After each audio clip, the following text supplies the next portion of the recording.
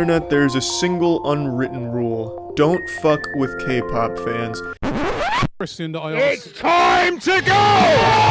Passion! There is no vision! And I'm full of the man. They're the couple.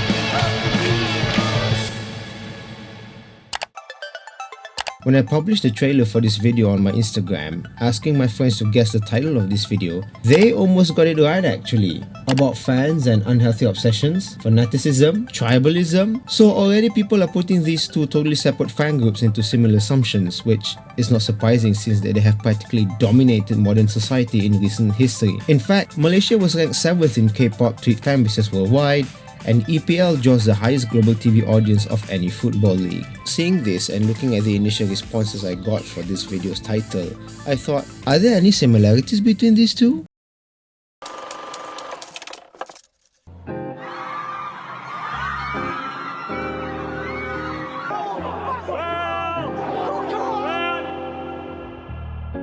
Both have extremely dedicated fan bases, more than any other fan base by audience alone in modern history, with the Korean wave Hallyu taking over the world since 2009 with Wonder Girls' Nobody. Since that time, South Korea has been making big bucks from the huge Hallyu wave, making an estimate of $12.3 billion in 2019. While football has always been in the news and of course making big bucks as well, in 2019 making an estimate of £6 billion. What?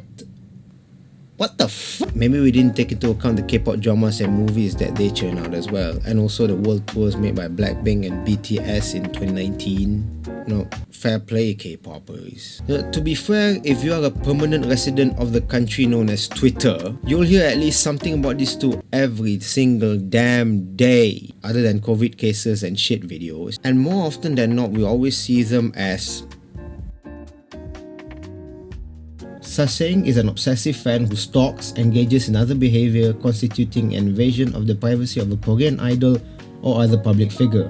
Ultras, on the other hand, are football fans who are renowned for their fanatical support.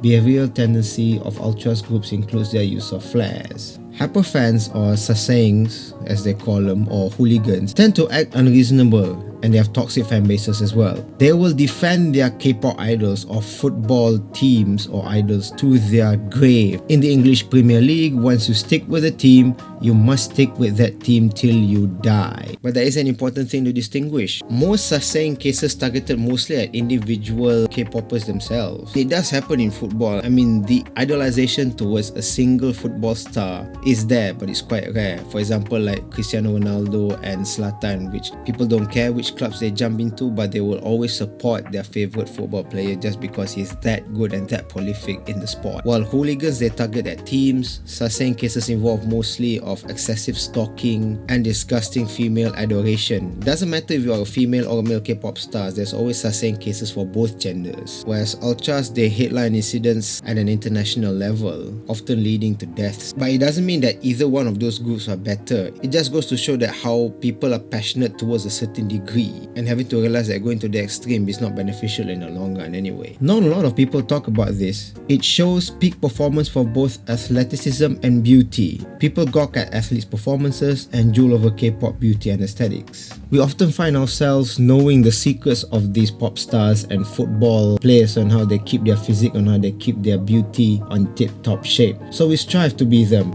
We strive to be them as the best as we can, physically and in terms of beauty as well. The only reason why football is more socially acceptable by societal standards than K-pop fans is because the majority of K-pop fans are females aged 12 to 18, same way One Direction did in 2010 and the same way Twilight fans were in 2009. These are generally the terms people will always come up with from the top of their heads as to try to link between the two. I've seen some Reddit posts which try to say that being a K-pop fan is similar to being a sports fan, and I agree with most of their points. Like some of them would say like the structure of K-pop groups are similar to football fans in terms of K-pop groups having a lead singer, a main dancer and a lead dancer, and so on and so on. Similar to football where we have goalkeepers, defenders, left back, centre back, forward, strikers, and so on. But for all the similarities that they have, there are also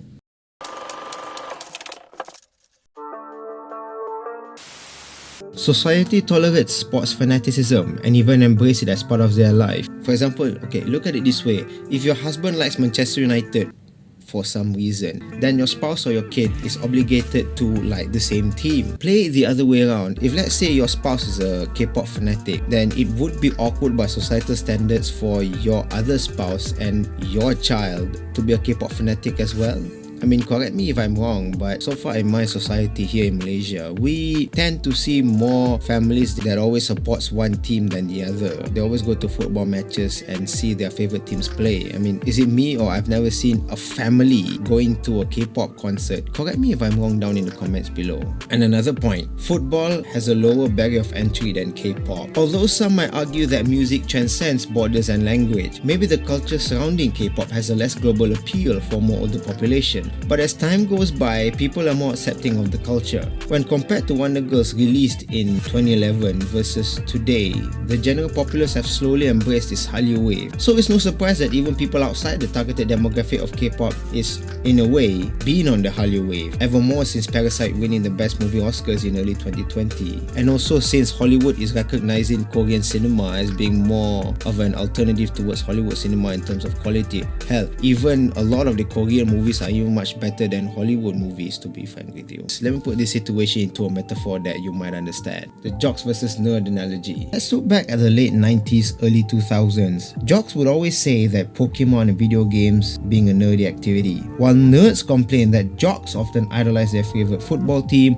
what's the minimum score from exit relegations in the EPL, the placings of their team, the winning and losing stats of each and every match, player stats, trading season, history of each player trading seasons. Need I go on? Fast forward to today, everyone is getting on the gaming bandwagon as it is currently the highest earning media segment of the current generation. Do you see it now? Both are actually nerds in their own way. In a boss sack, let just people enjoy things, Just enjoy things, not to the point until it endangers the other person, endanger the team, endanger the K-pop idol. Just enjoy what you want, Don't be a fanatic. Don't go scribbling your menstrual blood onto a paper to your favorite K-pop fan. Just enjoy the game, enjoy the show, enjoy the drama, enjoy the movie that you watch. Just don't get anything with your menstrual pads, please.